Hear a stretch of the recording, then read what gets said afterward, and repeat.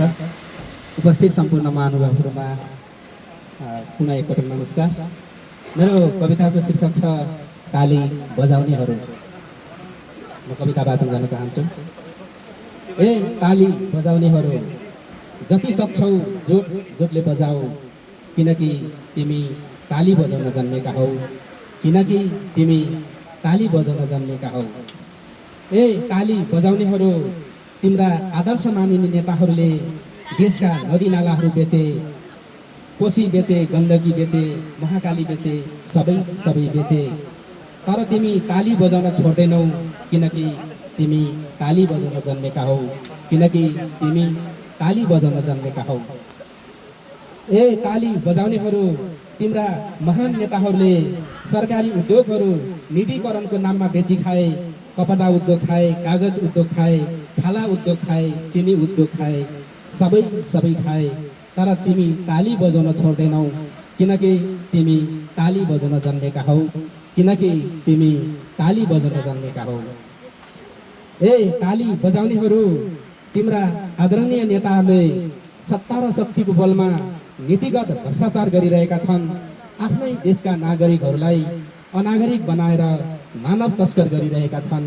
तर तिमी ताली बजाउन छोड्दैनौ, किनकि तिमी ताली बजाउन जन्मेका हौ, किनकि तिमी ताली बजाउन जन्मेका हौ। ए ताली बजाउनेहरू, तिम्रा महामहिम कमरेडहरूले देशलाई ऋणको भारी बोकाएर भ्रष्टाचार गरिरहेका छन्। यति काण्ड, ओम्नी काण्ड, गिरीबन्धु सुन काण्ड, काण्दै काण्ड सयौं काण्ड। तर काण्दै काण्डमा मुछेर दुम्ती बनाइरहेका छन्। तर तिमी ताली बजाउन छोड्दैनौ, किनकि तिमी ताली बजाउन जन्मेका हौ, किनकि तिमी ताली बजाउन जन्मेका हौ।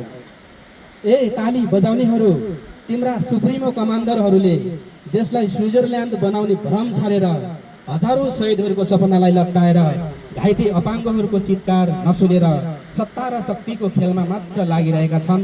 तर तिमी ताली बजाउन छोड्दैनौ, किनकि तिमी ताली बजाउन जन्मेका हौ, किनकि तिमी ताली बजाउन जन्मेका हौ।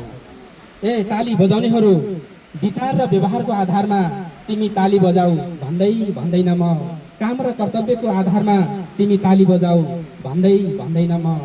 जति सक्छौ जोडले बजाऊ, किनकि तिमी ताली बजाउन जन्मेका हौ, किनकि तिमी ताली बजाउन जन्मेका हौ।